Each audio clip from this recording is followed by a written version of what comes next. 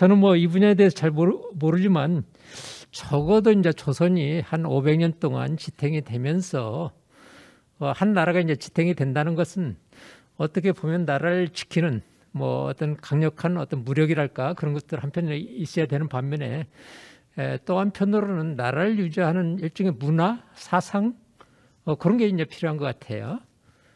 500년이라는 게 굉장히 긴 기간입니다. 이 유럽의 역사하고 이제 비교해서 보면 우리나라의 이제 역사가 굉장히 오랫동안 여기 지속이 되는 경향이 있는데 거기에서는 굉장히 중요한 게 사상이고 제가 볼 때는 유교 그 중에서 이제 성리학이 제가 볼 때는 조선이 그렇게 오랫동안 유지될 수 있도록 하는 중요한 역할을 한 게 아닌가라는 생각이 듭니다. 그래서 오늘 얘기를 좀 들으면서 조선에서 정도전이 영향을 미쳤던 그런 것들을 생각하면서 이 시기에는 우리 지식인들이 좀 무엇을 어떻게 저희들이 이제 정책 연구기관이기 때문에 지식인으로서 이제 정책을 어떻게 좀 만들어야 될 것인지 그런 고민이 될 것 같습니다. 한국은 왕조 교체가 굉장히 드문 나라입니다. 나라를 한번 세우면 500년 이상 가는 것이 최소한의 수명이죠. 고려가 475년, 조선은 500년을 좀 더 갑니다. 신라는 1000년이라고도 알려져 있죠. 이 긴 역사 속에 왕조 교체가 딱 2번 있습니다. 신라에서 고려로의 교체, 고려에서 조선으로의 교체. 한국사에서 신라 고려로 교체될 때 고려가 조선으로 교체될 때는 뭔가 저변에서의 변화가 있었다.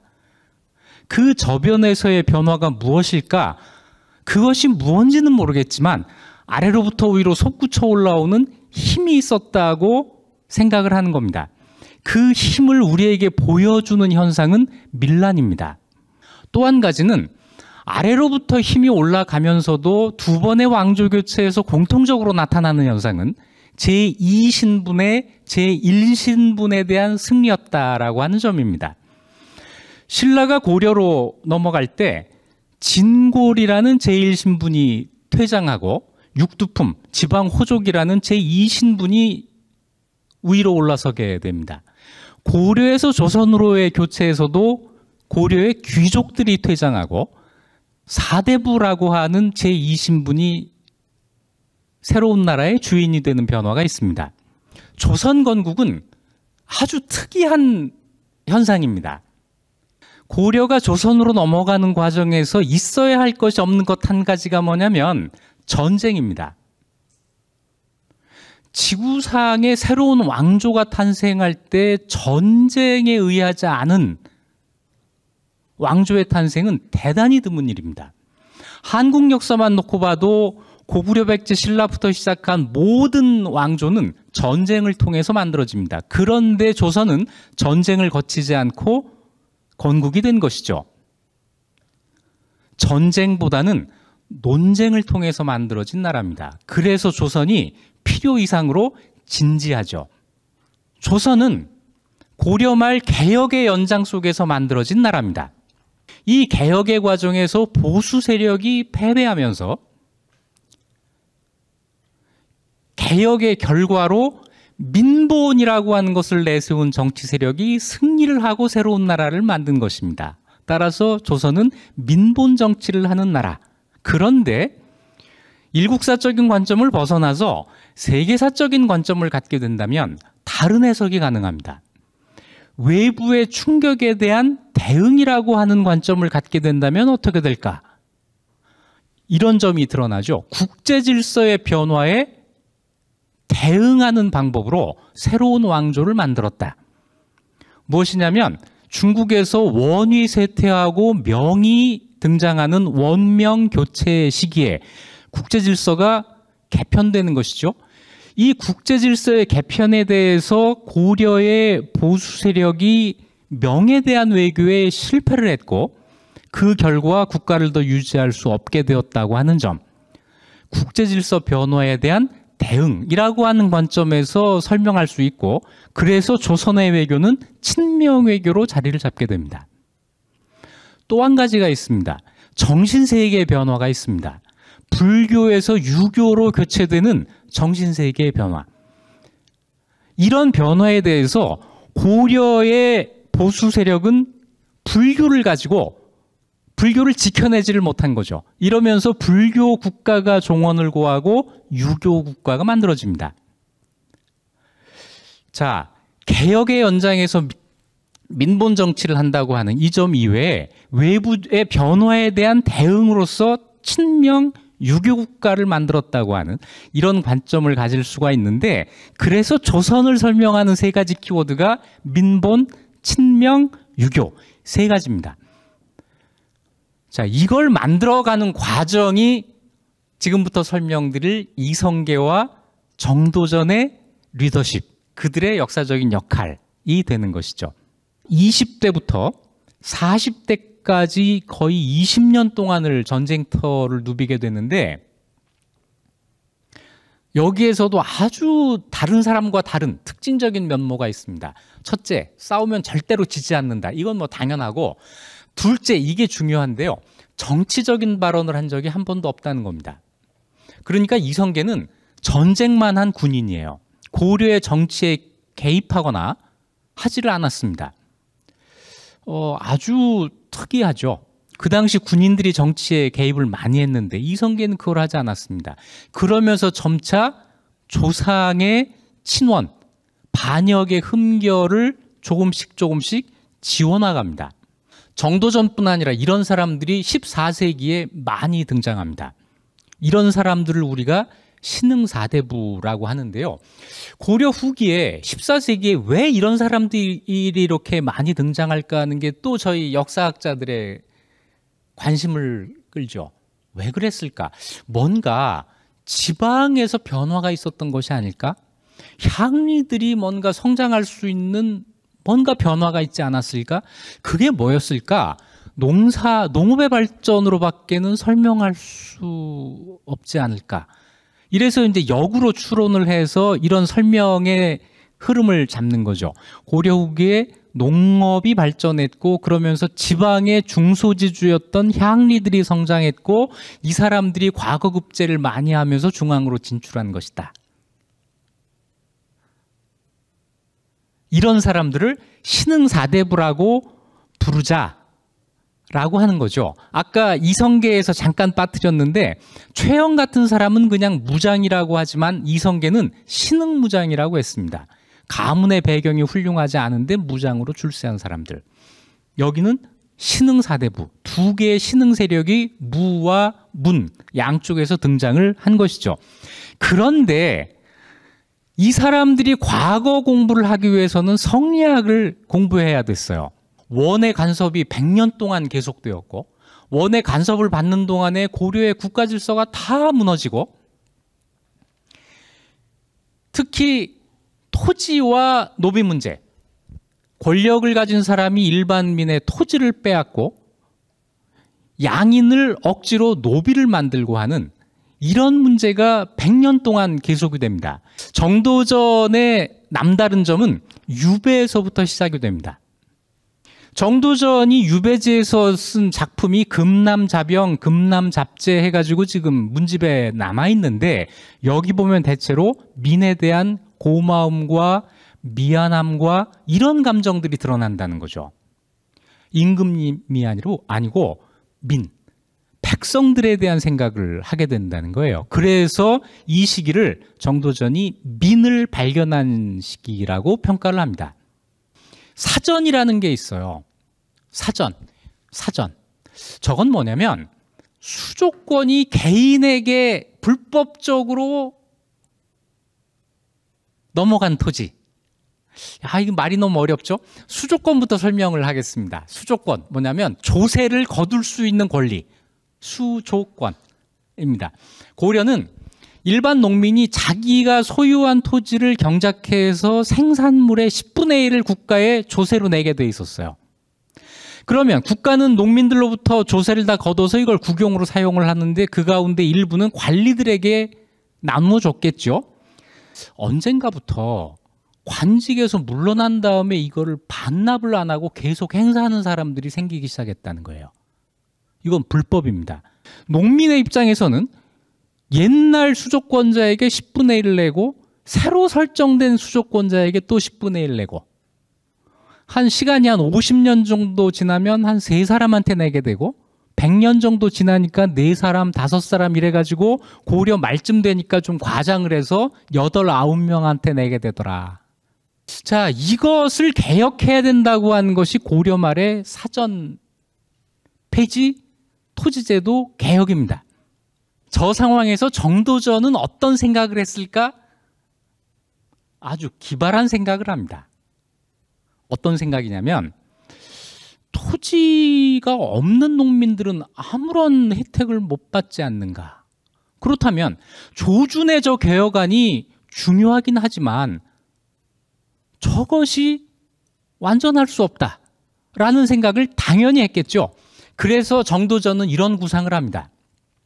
모든 농민들이 토지를 소유할 수 있도록 먼저 해줘야 된다. 이때 우리가 요즘 하는 말이 등장해요. 부익부 빈익빈이라는 말을 정도전이 해요. 토지를 가진 사람은 점점 부자가 되고 갖지 못한 사람들은 점점 가난해진다라고 하는 부익부, 토지를 둘러싼 부익부 빈익빈 현상이 있고, 토지가 공적인 거라는 것, 그래서 사전이 아니라 공전이라고 하는 원칙을 되살려야 된다. 여기에서 우리가 요즘 이야기하는 토지 공개념의 생각이 있었던 거예요. 자, 현실에서는 조준의 개혁안이 관철이 되고 우리가 교과서에서 외우는 과전법은 그 결과로 만들어지는 새로운 토지제도입니다. 2단계 개혁은 불교 문제였습니다. 토지제도 개혁이 완수됐다고 모두 생각하고 만족하는 순간 새로운 쟁점이 제기된 거예요. 이걸 한 사람은 정도전입니다. 원래 고려는 불교 국가예요. 불교 자체가 이 사회를 이끌어 나갈 수 있는 종교로서의 자격을 상실하게 됩니다.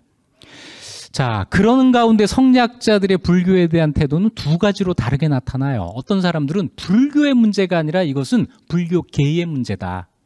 부처님의 문제가 아니라 저 승려들의 문제다. 이렇게 생각하는 사람들이 있는 반면에 한쪽에서는 아니다. 불교 자체가 문제가 있다. 요 두 번째가 불교 배척, 척불로 나가게 되는데 이걸 주도한 사람이 바로 정도전입니다. 이러면서 정도전은 성리학이 지배하는 사회를 만들어야 된다고 하는 미래 비전을 제시한 거예요. 불교가 아니라 성리학이 지배하는 사회. 이 성리학이 지배하는 사회를 고려 안에다 만들 것이냐, 고려 바깥에다 만들 것이냐, 고려에 만들 것이냐, 새로운 나라를 만들어서 만들 것이냐는 이 생각을 하게 되는 거죠. 이때부터 정도전의 생각이 고려를 벗어난 겁니다. 공간적으로가 아니라 시간적으로 고려를 벗어난 거죠. 3단계가 따라서 조선 건국의 문제입니다. 이런 사회를 어떻게 만들 것이냐, 고려 안에서는 안 된다. 그러면 어떻게 할 것이냐, 새로운 나라를 만들어야 된다. 군주가 민심을 잃으면 어떻게 해야 하는가? 이 간단한 질문입니다. 고려 왕실이 민심을 잃었을 때 우리가 어떻게 해야 되는가? 여기에 맹자의 혁명사상이 등장해요. 군주가 민심을 잃으면 민은 군주를 버린다라는 거죠. 그래서 조선 건국을 혁명으로, 무엇을 위한 혁명인가? 민본 위민을 실현하기 위한 혁명이다.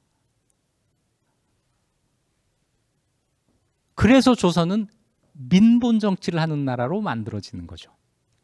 정도전의 구상에서 가장 핵심적인 것, 가장 특징적인 것을 세 가지를 고르면 하나, 둘, 셋입니다.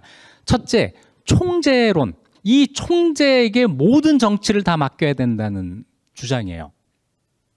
모든 정치는 재상에게서 나온다.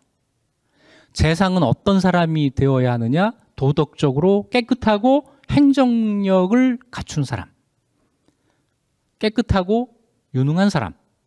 두 번째, 간관론입니다. 그래서 이거는 모든 신하들에게 이런 사람이 되도록 노력하라, 실천을 요구하는 겁니다.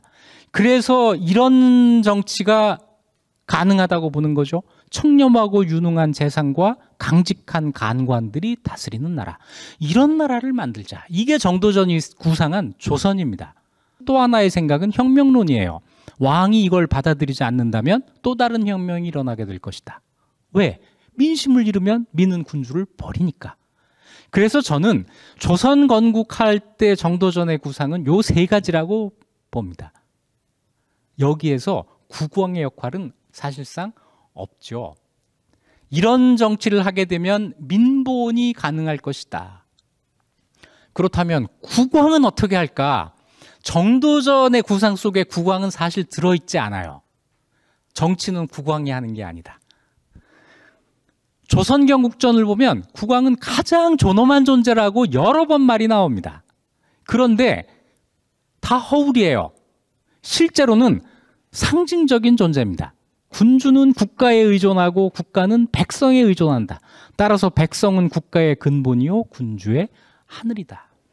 여기에서 군주, 임금과 국가와 백성의 삼자관계가 명확하게 정리가 됩니다. 정도전의 유산은 물론 이성계의 유산은 500년 왕조로 남습니다만 정도전의 유산도 남아요.